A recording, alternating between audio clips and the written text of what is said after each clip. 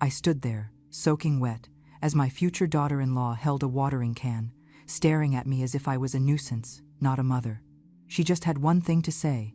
Before we continue, please subscribe to the channel and let us know where you are listening in the comments. My name is Martha, and I am 65 years old. My husband passed away 3 years ago, leaving me with a quiet life and a small nest egg of $120,000. It was not a fortune, but it was enough to live comfortably in my modest Chicago apartment. I spent my days volunteering at the local library and tending to the small garden I had cultivated on my balcony, a peaceful routine that helped fill the silence my husband's absence had left behind. My son, Daniel, was my only surviving child. My daughter had passed away several years ago, leaving me a granddaughter named Sarah, whom I cherished more than anything. My husband and I had made a silent promise to our daughter to make sure Sarah was cared for, and I had upheld that promise. I had been quietly paying for Sarah's university tuition and living expenses for the last 4 years. The money I had set aside for her had already dwindled my life savings down by $90,000. I kept it a secret from Daniel. I knew he would not understand, and I was not about to risk a fight with the only child I had left. The first sign of trouble arrived with a cream-colored invitation. It was embossed with gold lettering, announcing the upcoming wedding of Daniel and his fiancée, Sophia, at an exclusive manor outside the city.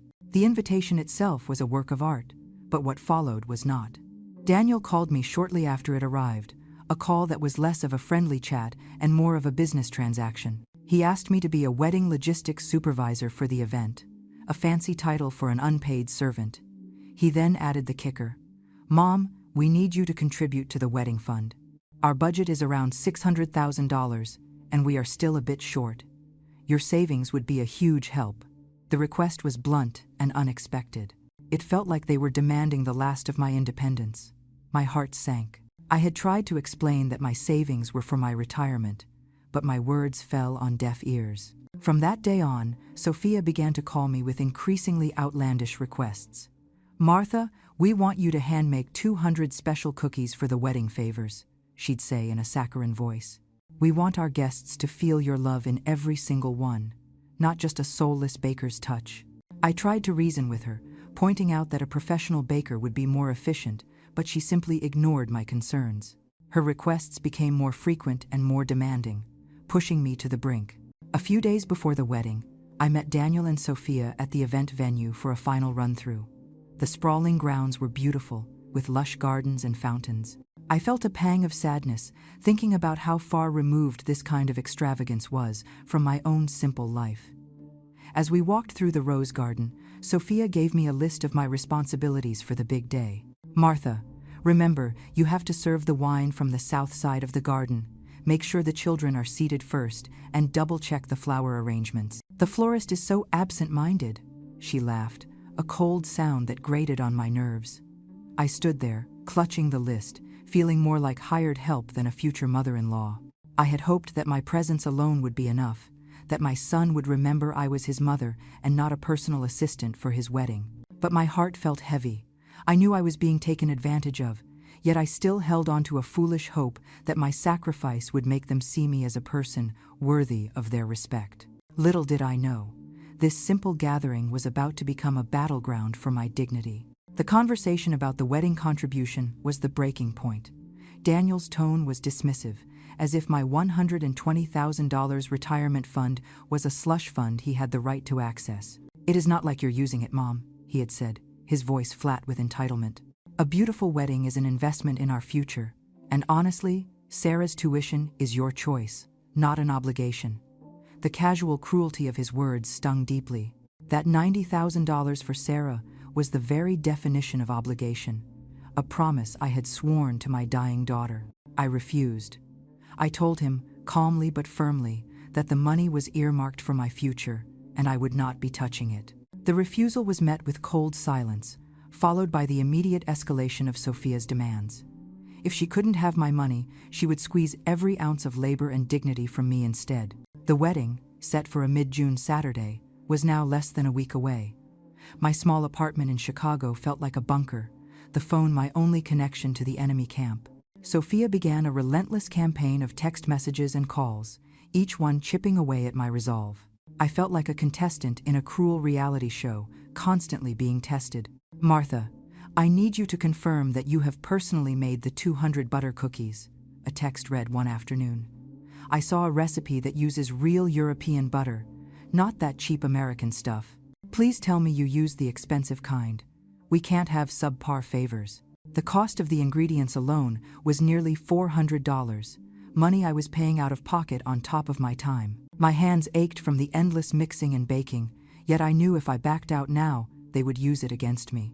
Then came the call about the seating chart. "Oh, Martha," Sophia sighed dramatically over the phone. "We've had a huge setback. My cousin's fiancé just RSVP'd. We need an extra table. Could you please call around to some antique shops? We need a vintage mahogany table, nothing modern, to fit in with the venue's rustic charm." "Sophia, why not ask the venue to provide an extra rental table?" I asked, trying to remain rational. No, darling. We want something unique. And honestly, it is your job as the logistics supervisor to handle these unexpected things. That is why you are the supervisor, right? I am too busy with the spa and final dress fittings." Her tone implied that my life was utterly devoid of purpose, save for catering to her whims. I spent the next 2 days driving around the outskirts of Chicago, hunting for an antique mahogany table I could barely afford to transport, let alone buy.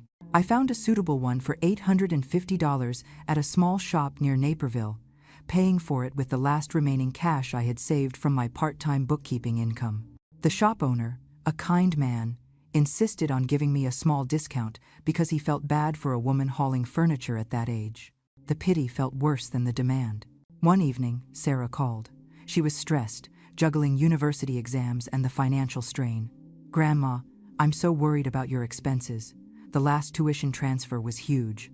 Are you absolutely sure you're okay?" I lied. "Of course, sweetheart. I'm doing great. This wedding planning is just keeping me busy. It's fun, actually." But that night, I couldn't sleep. My bones ached, my savings were depleted, and I was lying to the only person who genuinely seemed to care about me. I looked at my small apartment, the faded yellow paint on the walls, and the cheap laminate countertops. This was the life I had built for myself, after selling the family house to cover my own daughter's medical bills before she passed. And now, my remaining son and his fiancée were trying to strip me of the final bits of my hard-won peace. I pulled out the remaining bank statement. The balance was terrifyingly low, barely $29,000 left. That was 2 years of rent, maybe 3, if I ate nothing but ramen. I was standing on the edge of a financial precipice, all because I had been too weak to say no to Daniel and Sophia's outrageous demands. I felt a surge of cold, precise fury. I was done being the silent, accommodating mother. Something had to change. I just did not know then how drastically and publicly that change was about to take place. The tension leading up to the rehearsal was thick enough to cut with a knife. After my refusal to contribute to the wedding fund and my success in procuring the antique mahogany table myself, Sophia's passive aggression escalated into open hostility. She stopped calling me Martha and started addressing me only as the supervisor in every text and email, always copied to Daniel. Daniel, predictably, did nothing but send me brief, clipped messages asking if everything was on track. He seemed to view my emotional distress as simply another logistical hurdle I needed to manage efficiently. The requests now arrived in rapid-fire succession. A few days before the rehearsal, Sophia informed me she had changed her mind about the flowers. The entire budget for the centerpieces, nearly $8,000, had been spent on rare white peonies flown in from the Netherlands, but now she decided the shade of white was too dull against the linen. She wanted me to personally source and dip dye a subtle pink tint onto every single petal. "It needs a delicate blush, supervisor," she typed. "I am sure you have the finesse for it. And please, use organic, non-toxic dye. We don't want to upset the rare blooms." It was a deliberate sabotage of my time. I spent an entire morning running between florists and craft stores, wasting gasoline and energy, only to be told that tinting the volume of flowers required specialized equipment and hours of labor. I finally had to call her. "Sophia," I said, my voice shaking slightly, "I cannot tint the peonies. It is a specialized process that would take days." Her response was chillingly calm. "Oh, Martha, are you sure you're up to the job? Perhaps you are just too old for this level of detail. I will have to tell Daniel that his mother is unable to perform her supervisory duties. That word, old. It was a deliberate jab, aimed at my deep-seated fear of becoming irrelevant. I bit back a sharp retort and simply said, "The peonies will remain white, Sophia. They are beautiful as is. I am focusing my energy on the critical logistics." The real reason I needed to conserve my energy was the growing dread about my financial situation. I had paid $850 for that table, and the ingredients for the cookies had cost $400. The final tuition payment for Sarah was due next month, another $10,000, and my bank account was staring back at me with less than $28,000. I was terrified. Sarah's future was being threatened by my son's wedding. The day of the rehearsal arrived, a sunny, oppressive Friday in June. I drove my 15-year-old car, which now looked pitiful, parked next to the luxury vehicles at the venue.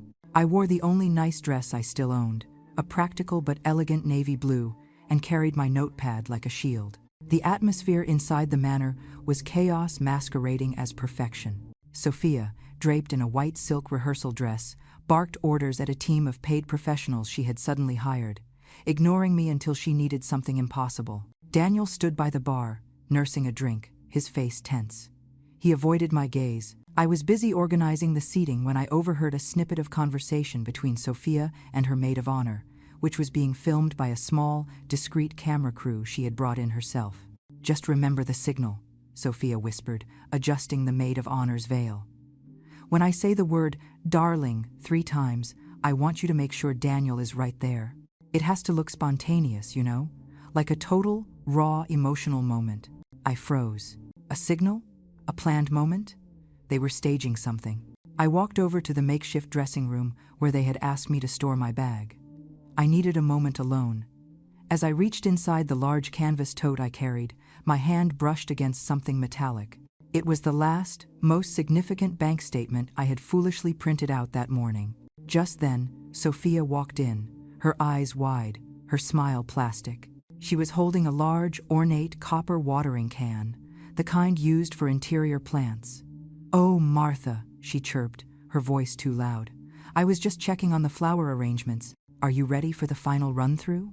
I had the terrible, sinking feeling that I knew what was coming. I held the bank statement in my hand, ready to confront her about the staged, emotional moment I had just overheard. "Sophia, what is this staging you are planning for the video?" I asked, my voice low and steady. "I heard you talking about a signal." Her face went blank for a split second, a mask of composure shattered by pure panic. She saw the bank statement in my hand, the numbers glaringly visible, and instantly understood that I knew about the tuition money I had been sending Sarah. The knowledge that I had secrets from Daniel, secrets that exposed her and Daniel's greed, terrified her. Without a word, she raised the heavy copper can. Before I could even raise my arms to block it, the can tilted. A torrent of cold water, mixed with soil and floating petals, hit me squarely in the face and chest. The force was enough to make me stumble backward. My carefully styled hair was instantly ruined, my navy dress plastered to my body. I stood there, gasping, wiping the grime from my eyes. The camera crew instantly zoomed in. Daniel rushed over, not to help me, but to grab Sophia's arm. Sophia's face was a study in theatrical fury, but her eyes held a desperate terror. She pointed a perfectly manicured finger at me and screamed, loud enough for the whole room to hear, "Tindi Baja, that money belongs to Daniel. You're not the savior of the dead. Now you are going to ruin my life, aren't you?" The final sentence, spoken in English, was sharp and raw. Not the dramatic line she had been practicing for her video. It was a genuine confession of her fear. Daniel just stared at me, his eyes wide with a combination of embarrassment and rage. The shock of the water, the humiliation, and the sudden public betrayal was dizzying. I stood there, utterly paralyzed, the bank statement slipping from my numb fingers, floating in the small puddle on the marble floor.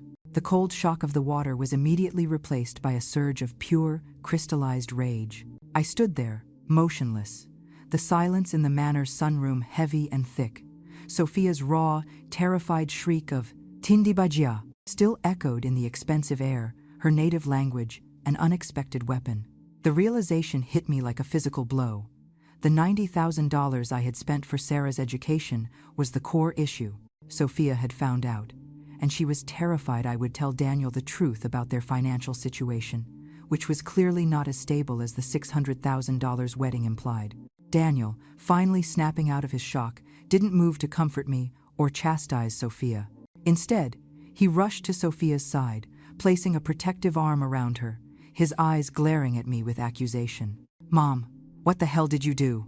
he hissed, his voice trembling. "What is she talking about? What money? You have ruined the rehearsal.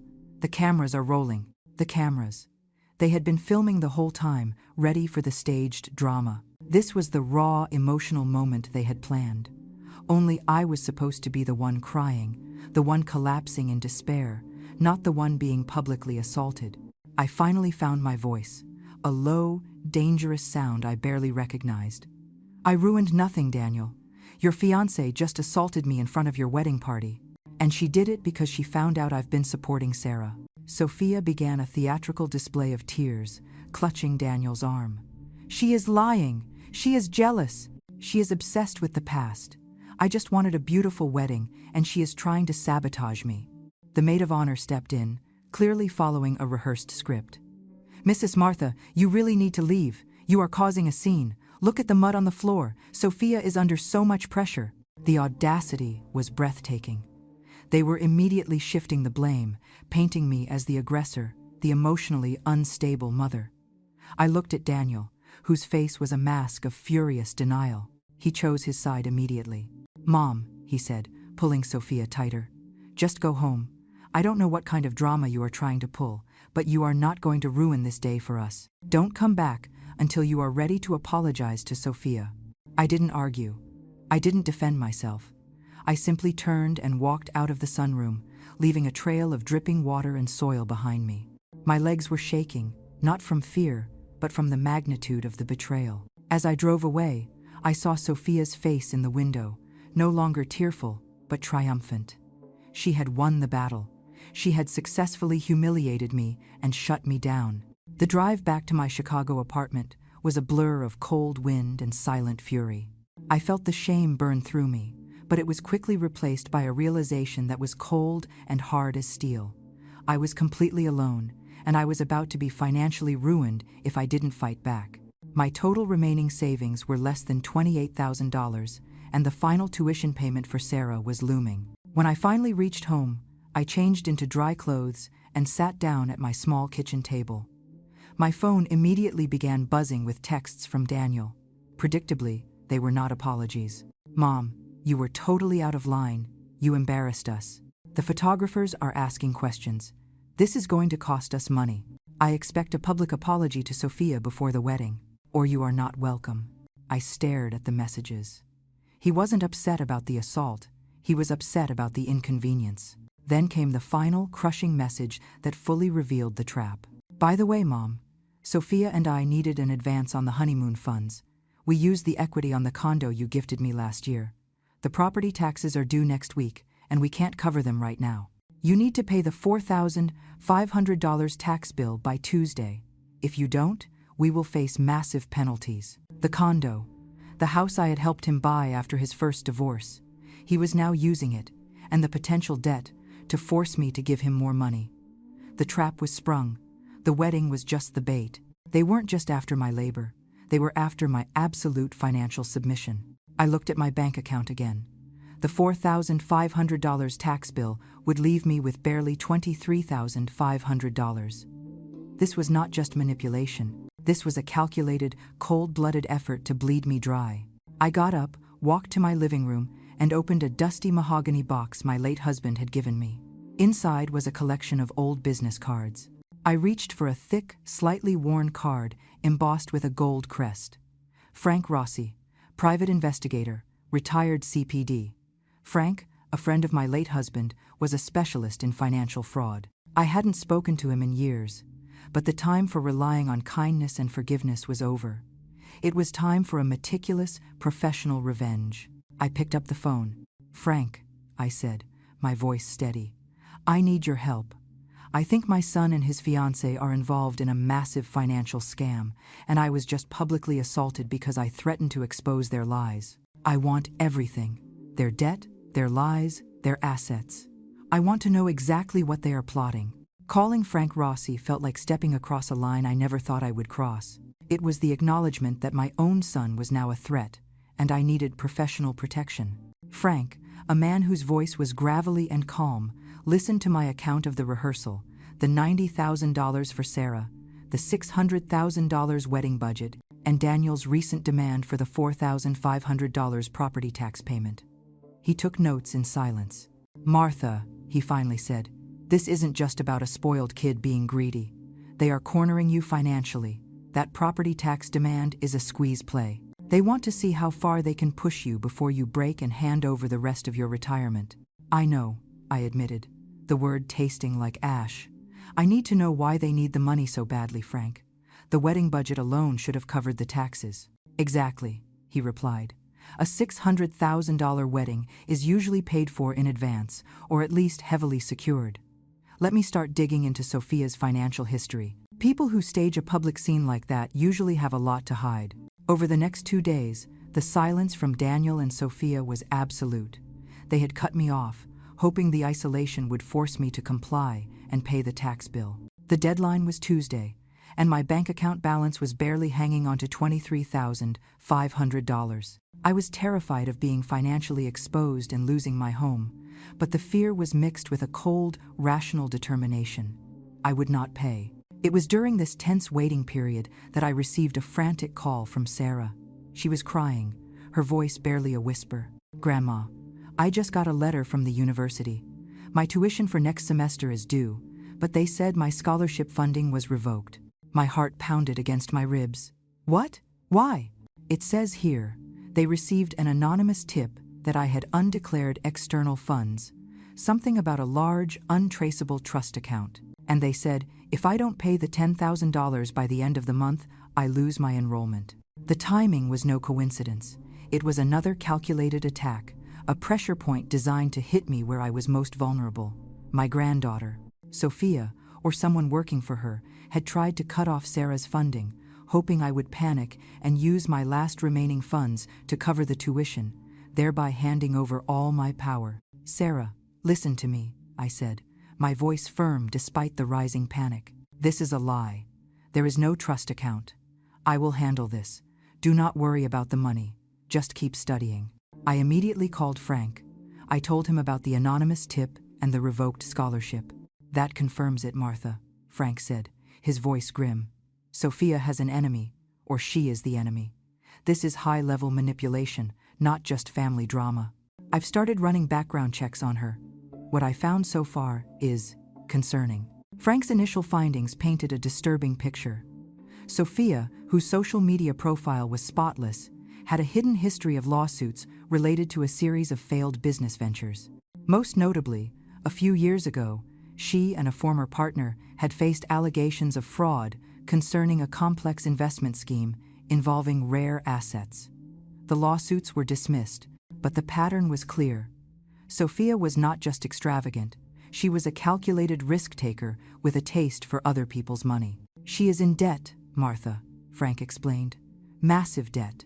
I estimate she and Daniel owe close to $400,000 to various private lenders, far more than the wedding budget.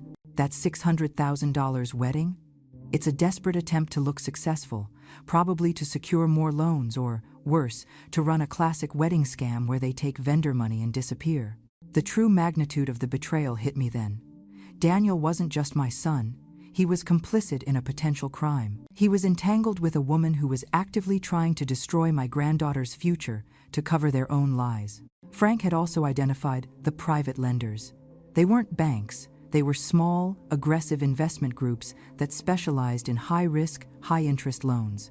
And one of those groups, the Phoenix Group, was notorious for ruthless collection methods. "They are in deep trouble, Martha," Frank warned. "The wedding is in 4 days. If they don't produce money soon, the Phoenix Group will come calling, and that is not a gentle call." That night, I sat alone, looking out at the city lights. I had $23,500 left, a son involved in fraud, and a granddaughter whose future was on the line. The fear was gone, replaced by a cold, protective instinct. I was no longer a victim. I was a strategist. I started making notes. My primary goal was no longer revenge. It was the meticulous takedown of a criminal enterprise that was destroying my family. I had to use my remaining money, not to pay Daniel's bills, but to fund my own investigation and protect Sarah. The clock was ticking, and the wedding day was the inevitable collision point. The days leading up to the wedding were a blur of intense, low-key investigation. Frank Rossi, my retired private investigator friend, worked with a cold efficiency that was reassuring. He operated on a fixed retainer. I paid him immediately, taking $2,500 from my dwindling funds. He assured me this was a fraction of his usual rate, but I still felt the sharp sting of the expenditure. It left me with barely $21,000 to survive on, but I knew I had to prioritize truth over security. Frank focused on two main threads: Sophia's financial ghost trail and the elusive Phoenix Group loan shark operation. The first thread confirmed my darkest fears. Sophia, whose maiden name was Irina Volkov, had previously operated in New York City. She and her former business partner were the subject of several civil suits, all dismissed, but the filings showed a clear pattern of running shell companies, taking high-interest loans, and abruptly vanishing. "She's a professional," Frank noted during one of our daily calls. "Her background checks are clean because she uses a complex structure of limited liability companies and offshore accounts. The Sophia she shows to Daniel and your society friends is a complete fabrication." The second thread was more ominous. The Phoenix Group wasn't just a loan company. It was a front for organized crime specializing in asset seizure. They lend large amounts for seemingly legitimate projects, like a $600,000 wedding, Frank explained. When the borrower defaults, they seize the assets. In this case, Martha, I suspect the ultimate target isn't the wedding, but the equity in Daniel's condo. "The condo I helped him buy," I whispered, feeling sick. "Exactly. They are setting him up. The property tax demand? That $4,500 was a test. They wanted to see if you would pay it. If you had, it would have shown them you were a reliable source of rescue money." I had not paid the tax bill, which meant Daniel and Sophia were now under immense pressure. The wedding was just 2 days away, and the tax deadline was Tuesday. It was during this time that Sarah called me, still upset about her revoked scholarship. I asked her to send me the formal letter from the university. My mind, trained over decades as a meticulous bookkeeper, immediately latched onto a critical detail. The letter was vague, referencing an untraceable trust fund. I had an idea. "Sarah, I need you to do something very specific for me," I instructed her. "You need to call the university's financial aid office and tell them you have contacted a lawyer regarding this false claim. Mention that you suspect identity theft and that your grandmother is a witness who can verify every single tuition payment." Sarah, though hesitant, followed my instructions perfectly. The response from the university was immediate and apologetic. Within 24 hours, the scholarship was reinstated. "Grandma," Sarah texted me excitedly. "They said it was a clerical error and that the anonymous tip was flagged as malicious." The malice confirmed that Sophia was desperate. She was not just attacking me, she was attempting to destroy Sarah's future to secure my silence and compliance. However, the deepest betrayal was yet to come. Frank, using his old police contacts, had managed to penetrate some of Sophia's recent communication logs. He discovered a series of encrypted messages between Sophia and her maid of honor, confirming the staged attack at the rehearsal. "It was all a show, Martha," Frank confirmed. "The cameras, the yelling, the water. They planned it to get a viral video clip out of the rehearsal. Sophia wanted a bridezilla meltdown to promote her new reality show pitch." "A reality show?" I asked, completely aghast. "Yes, a show called The Real Wives of Chicago. They needed a dramatic hook, and an abusive mother-in-law fits the bill. The water was just to ensure the camera got a good, dramatic shot of your reaction." The fact that my public humiliation was pre-planned to launch Sophia's reality TV career was an ice-cold dose of reality. It confirmed that my son and his fiancée were not just selfish. They were exploiting my personal pain for commercial gain. The financial trap and the emotional trap were intertwined, both serving Sophia's ambition. But Frank had found something more, a document buried deep in a public filing. It was an old non-disclosure agreement, NDA, that Sophia had signed. It wasn't related to her failed businesses, it was related to her actual identity. Remember I said her name was Irina Volkov? Frank asked. That's not even her real name. It's a stage name she took years ago. Her birth name is Vera Petrova, and the NDA reveals she has a massive inheritance tied to a family fortune in Eastern Europe, contingent on her marrying a man of specific wealth and influence. If Daniel doesn't meet the financial requirements, she loses access to a fortune estimated at $25 million. The revelation was staggering. This entire scam, the debt, the wedding, the constant pressure for money, was not just about getting Daniel out of debt. It was a desperate, last-ditch effort by Sophia to create the illusion of wealth and secure her $25 million inheritance before her deadline. And my $120,000 retirement fund and Daniel's condo equity were merely collateral damage in her high-stakes game. I sat there, looking at the documents Frank had sent. Daniel was not just complicit in a financial scam. He was the unwitting victim of a sophisticated con woman trying to fake her way into a fortune. I had 2 days to expose the truth and save my son from a financial catastrophe, far worse than debt, even if he didn't deserve it. It was time to shift from defense to offense. I had to use Sophia's vanity, her obsession with a perfect, public image against her. My final, elegant revenge would be fought not with money, but with cold, hard facts, broadcast to a very public audience. The next day, a Saturday, the day before the wedding, I received 2 more pieces of critical information. The first was an urgent update from Frank. He had used his contacts at the Chicago Police Department to pull old traffic and parking violation records for the address associated with Sophia's old company, which had been filed under her original name, Vera Petrova. Martha, she is in Chicago right now, but she's not staying with Daniel, Frank reported. She's renting an apartment downtown, paid for in cash, and registered under a different alias. She has been setting up a rapid exit strategy. This means she is planning to take the money and run right after the wedding, possibly leaving Daniel to face the Phoenix Group on his own. The news was staggering. My son wasn't just being greedy, he was about to be abandoned and possibly ruined by the woman he was marrying. The $25 million inheritance she was seeking was clearly her exit prize, not a fund for their future. The sense of panic in my chest intensified, but I pushed it down. Panic was a luxury I could not afford.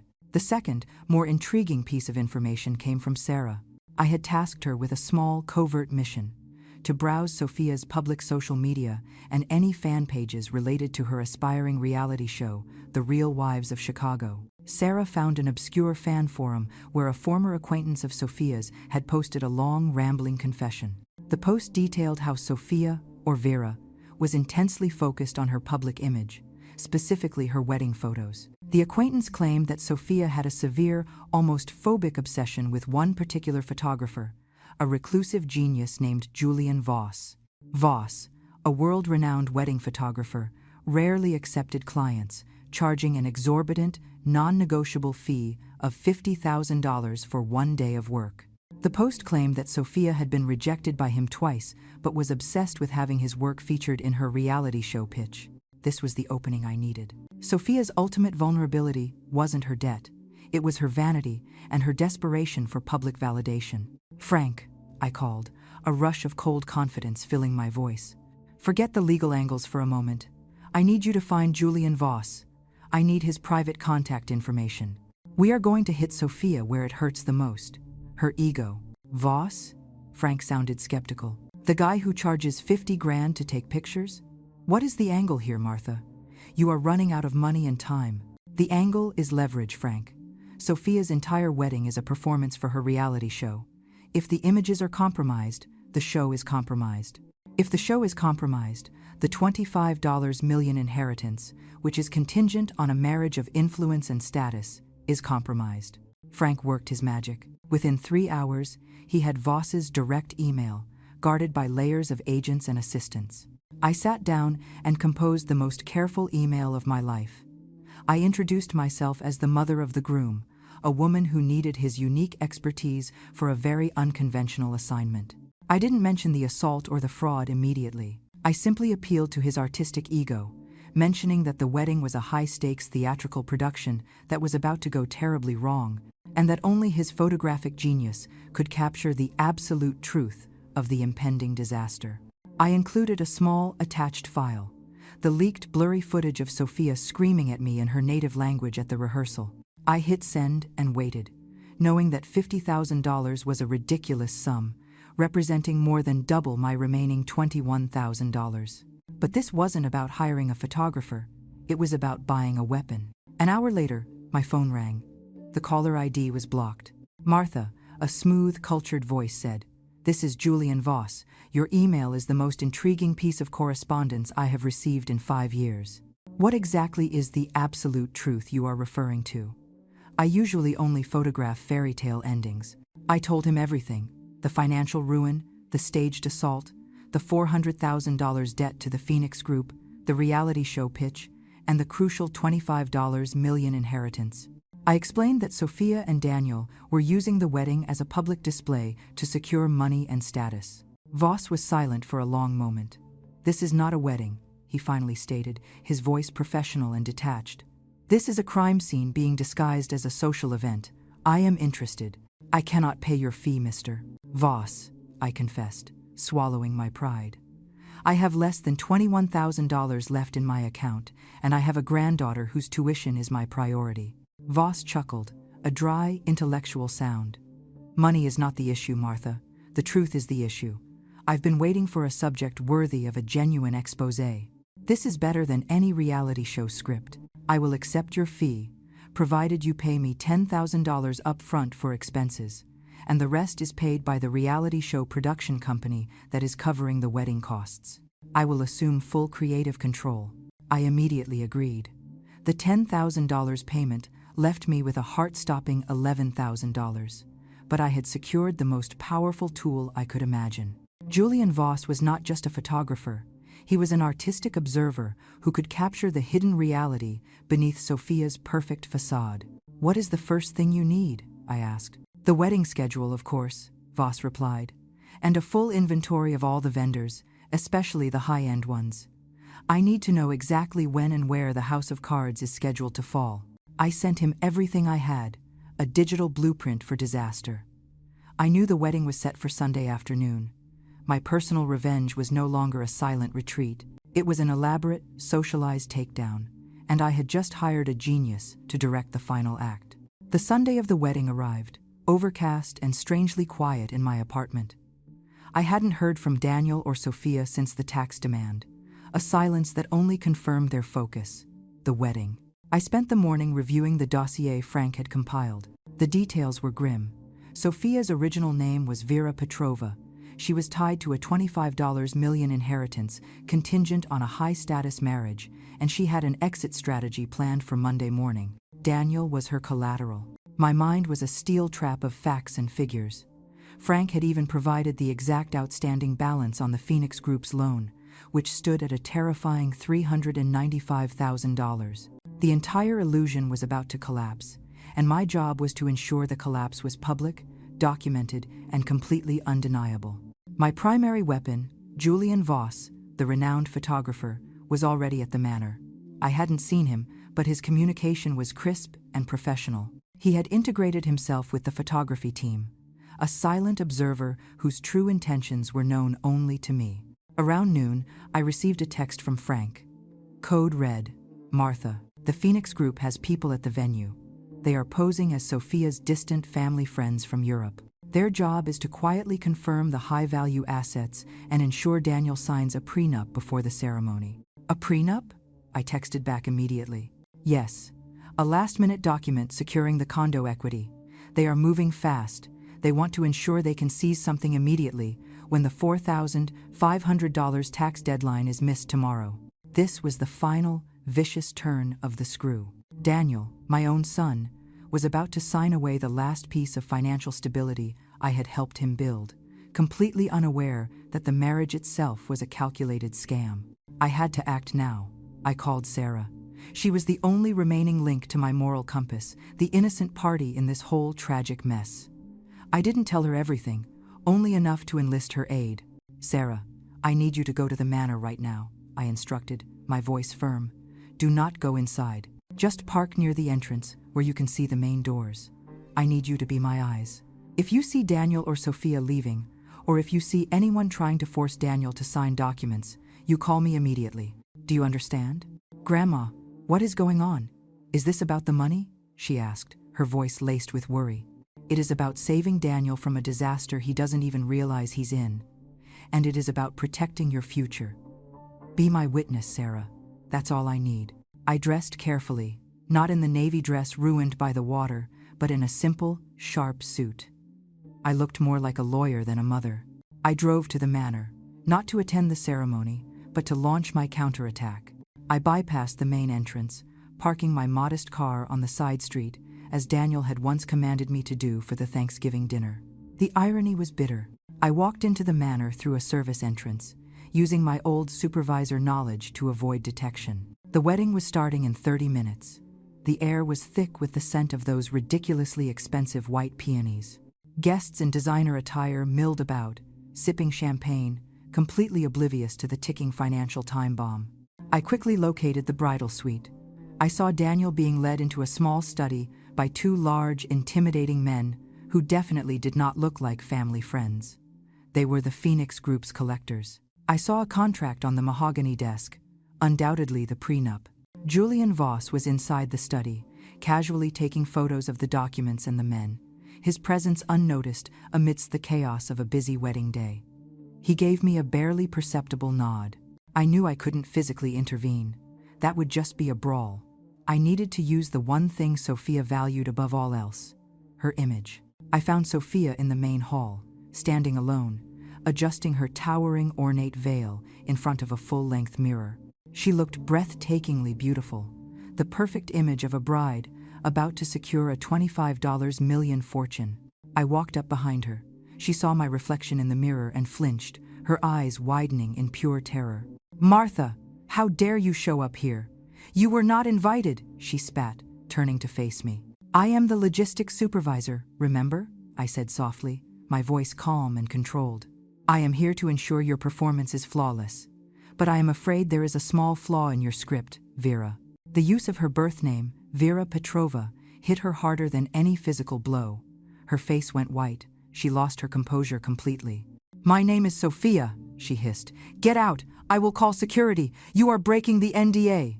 "The NDA is void if the contract of marriage is fraudulent," I countered. "And a marriage designed to secure a $25 million inheritance while leaving your groom with $395,000 in debt and about to lose his condo is, by definition, fraud. Daniel is signing a prenup right now, Vera. You are walking away with everything, and he will be left with the Phoenix Group at his door tomorrow." She lunged at me, not with the copper can, but with raw fury, grabbing my arm. "You tell anyone, and I will ruin you. I will destroy Sarah. I know where she lives." I met her eyes, refusing to flinch. "You are too late. I have already contacted the university, and Sarah's scholarship is safe. And I have someone here who is documenting every single second of your breakdown, Vera. He is the most famous wedding photographer in the world, and he doesn't take pictures of fairy tales. He takes pictures of the absolute truth." I glanced toward the study where Daniel was signing the papers. Time had run out. I knew my public, final move had to be made immediately. Sophia's fear was now mine to command. She was trapped in her own beautiful, suffocating lie. The organ music swelled through the grand ballroom, a majestic, soaring sound that completely masked the quiet chaos I had set in motion. The guests, numbering nearly 300, all turned their attention to the main aisle. Sophia, radiant in a $40,000 gown, looked like the picture of untouchable European elegance, completely unaware that her entire narrative was about to be obliterated. I remained near the service entrance, watching the scene unfold. My eyes were fixed on the study where Daniel had been signing the prenup. He finally emerged, looking pale and relieved, flanked by the two menacing family friends from the Phoenix Group. He had signed it.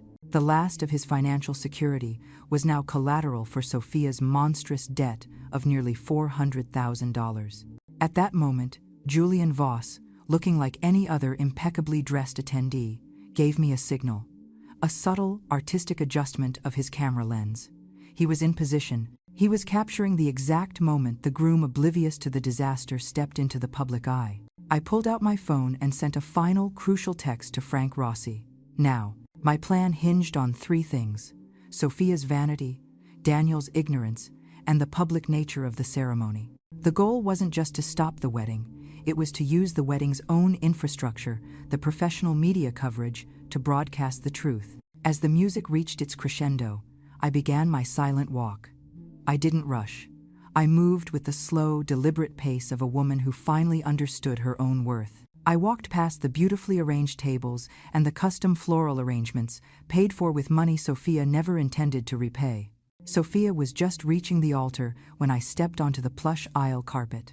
I stopped directly behind the last row of guests, just far enough that the officiant and the happy couple couldn't ignore my presence, but close enough for the sound system to pick up my voice. The officiant paused, clearly thrown by the sight of the water-stained mother of the groom.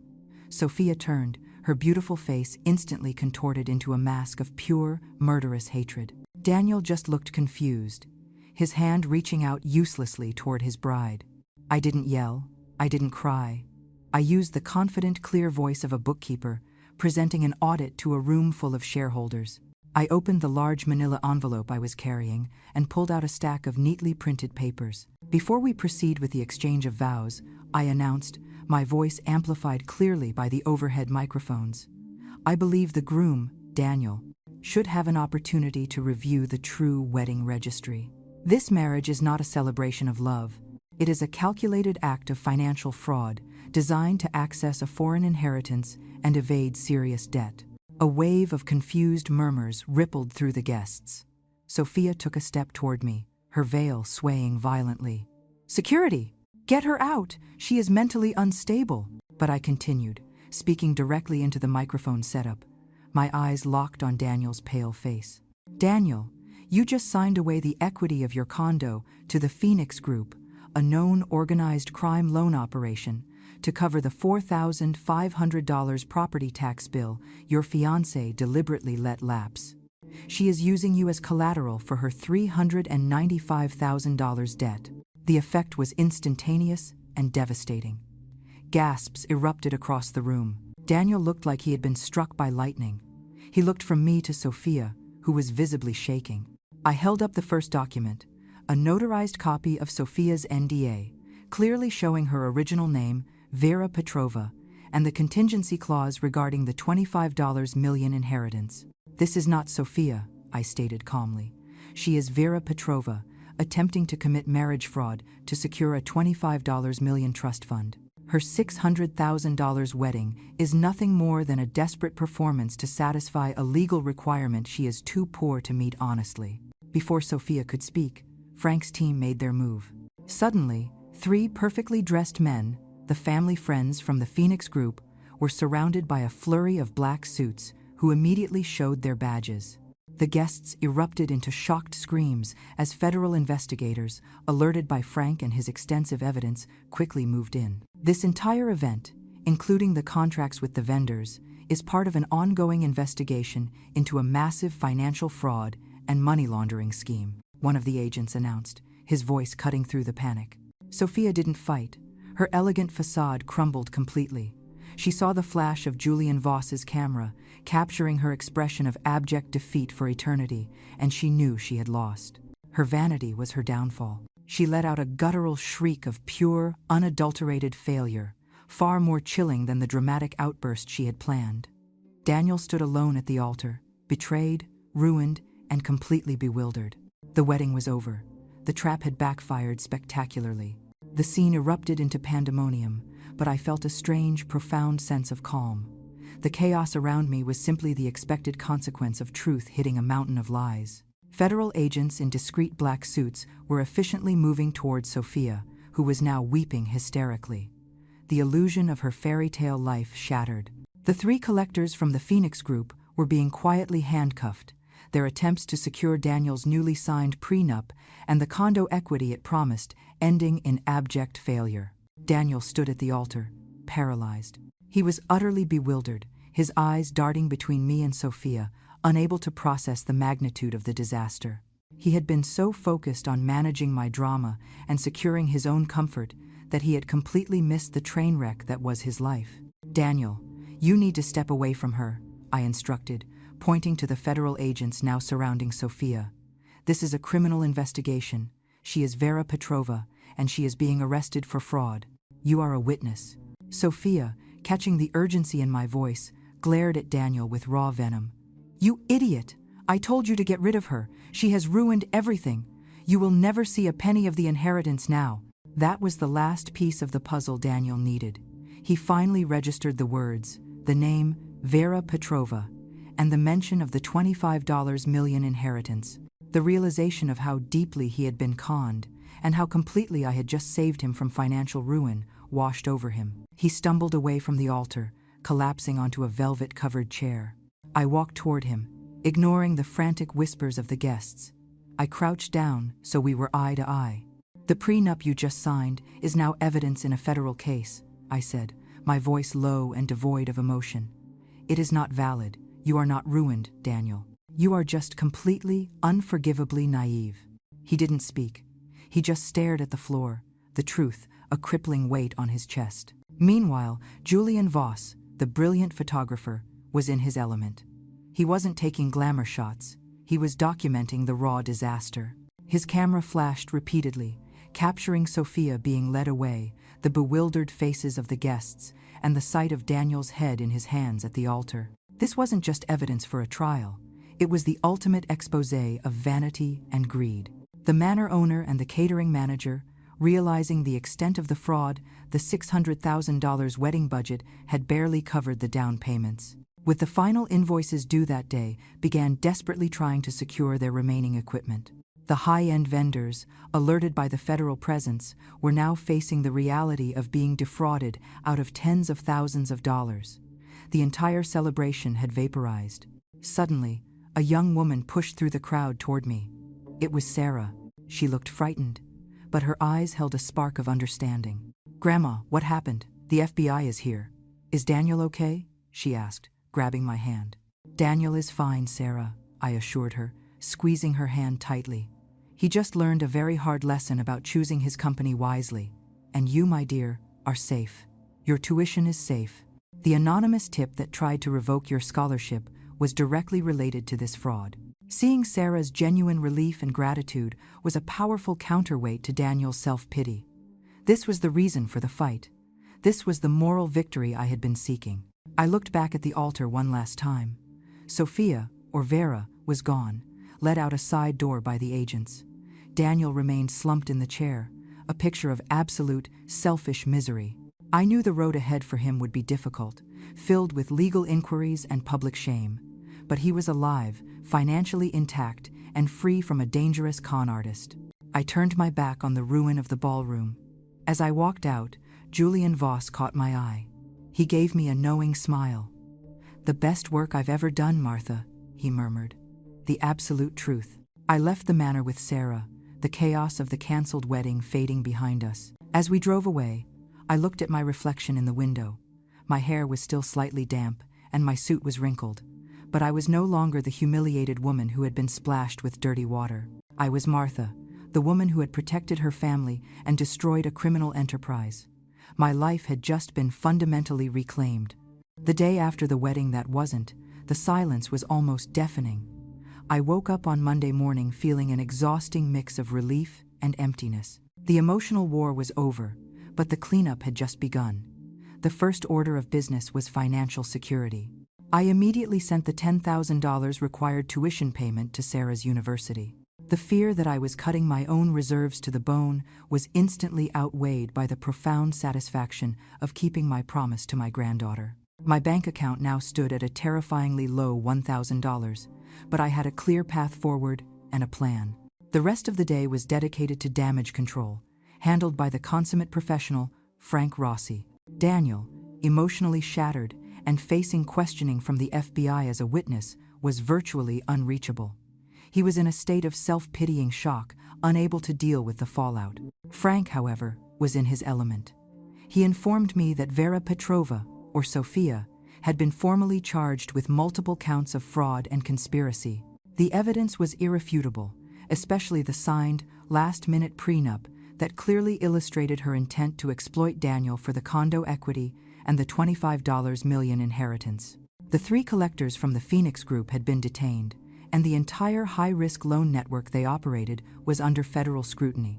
"The good news, Martha," Frank told me over the phone, "is that you are completely out of the woods. You are a hero.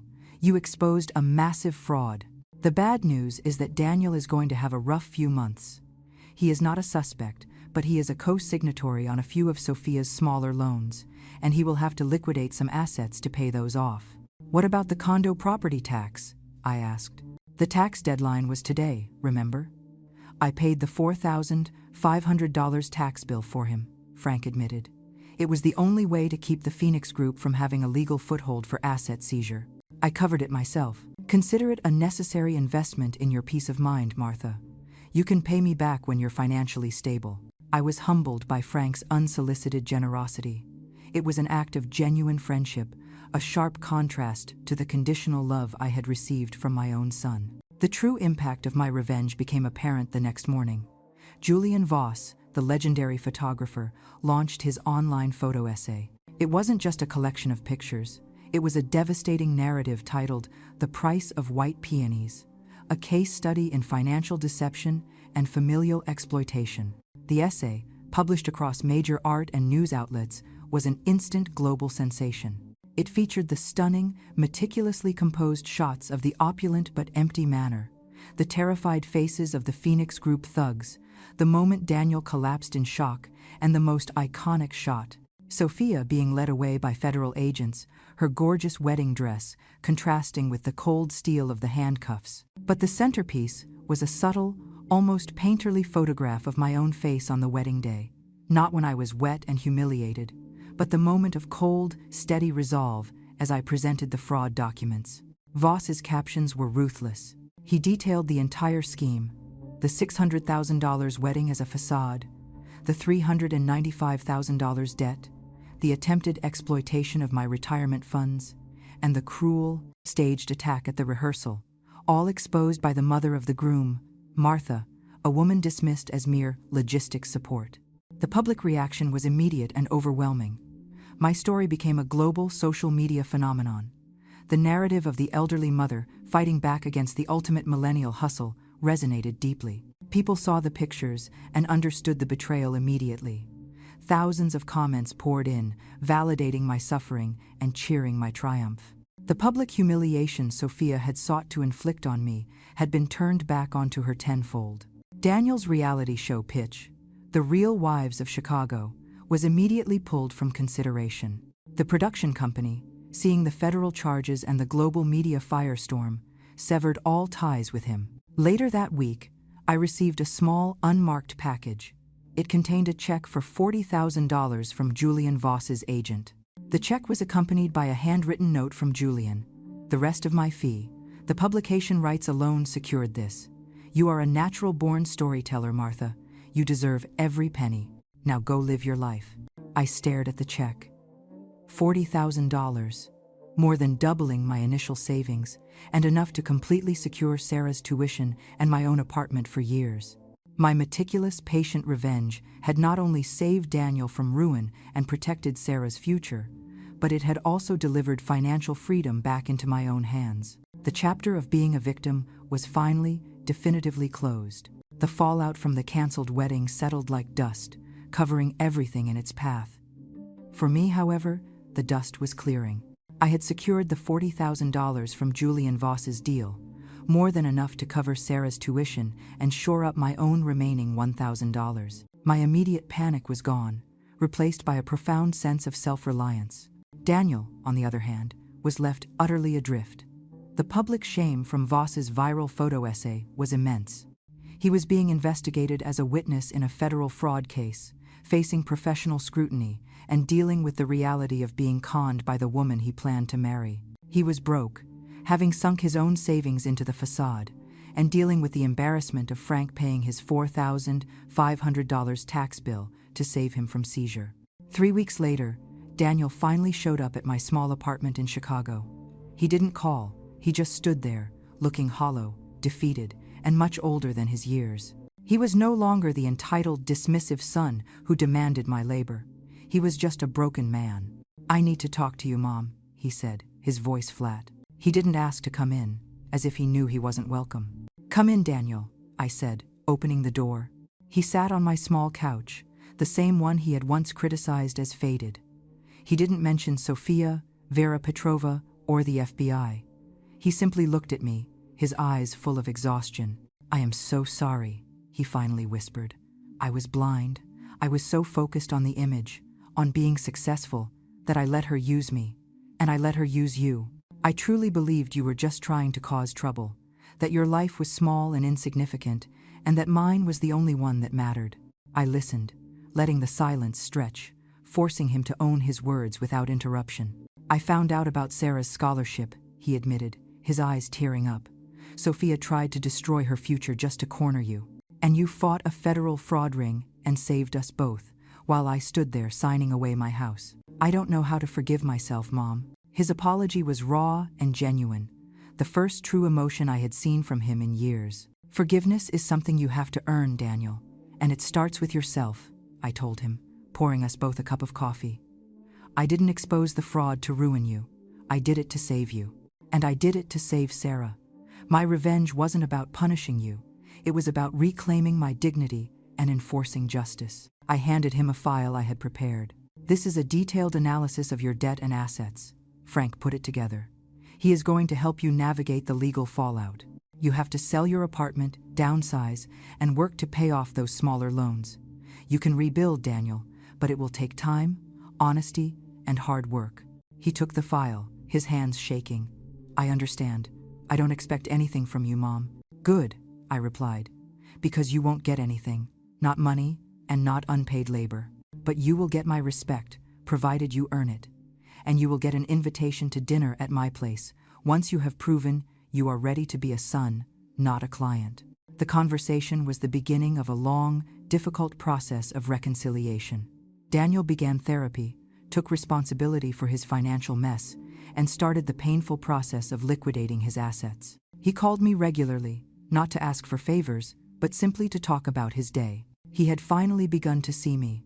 Martha, the person, not Martha, the resource. Sarah, now financially secure, excelled in her studies. The remaining money from Voss's payment, combined with my stabilized retirement fund, allowed me to establish a small, private fund in my daughter's name. It was not a grand foundation, but a source of small, urgent grants for single-parent households struggling with tuition.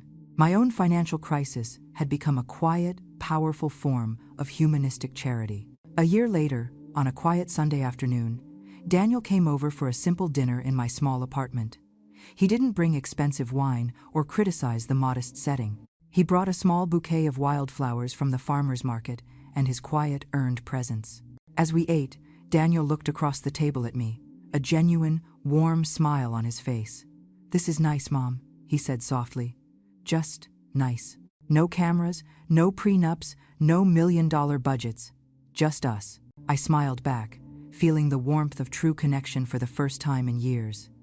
The battle had been won, not with cruelty, but with clarity. Justice had been served, and hope for a genuine, messy, human family connection had been rekindled. I hope this story of fighting back resonates with you. It took me 65 years to find my voice and realize that my worth isn't determined by how much I sacrifice for others. If you've ever felt trapped or taken for granted, let me know in the comments.